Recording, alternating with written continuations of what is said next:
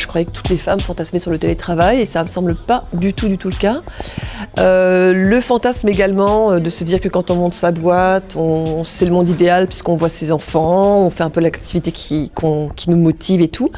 C'est pas si facile.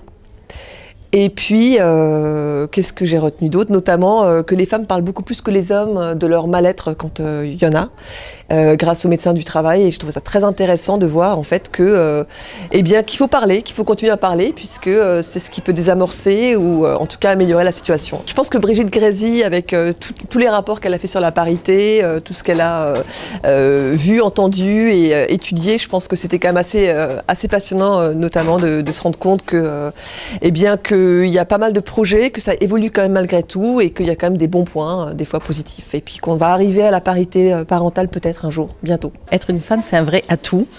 Et non pas un inconvénient, et que les plafonds de verre, bien sûr qu'il y en a, mais un bon coup de pied ou un bon coup de tête dans le plafond de verre, ça le fait bien aussi. Être une femme, ça demande un peu d'affirmation. Alors c'est vrai que souvent les femmes attendent qu'on vienne leur proposer des promotions, qu'on vienne les solliciter. Je pense qu'il faut qu'elles osent plus aller proposer, demander. Je crois qu'on a toujours plus de chances d'obtenir ce qu'on demande que ce qu'on mérite, à condition de mériter bien sûr. Et puis je crois qu'aussi il faut se faire confiance, il faut que la femme se fasse confiance. Elle a toutes les capacités pour bien faire, elle est polyvalente, elle est rigoureuse, elle est travailleuse, elle est... Alors voilà, il faut derrière qu'elle ait un peu peut-être plus d'ambition. Il faut derrière qu'elle se dise qu'elle peut y arriver, qu'elle ait confiance en elle. Il faut qu'elle ose, c'est un terme qu'on emploie et qu'on entend souvent.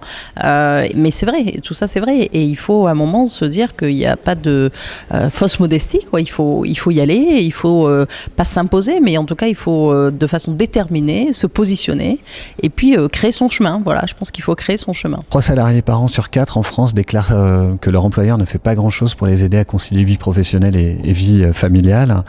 4 femmes sur 10 déclarent stressées à l'idée d'annoncer leur grossesse à leur employeur. Et il faut savoir également que 2 adolescents sur 3 trouvent le travail de leurs parents fatigant, stressant, voire très dur. Donc il y a vraiment un sujet vraiment majeur en France pour aider les salariés à concilier vie professionnelle et vie familiale.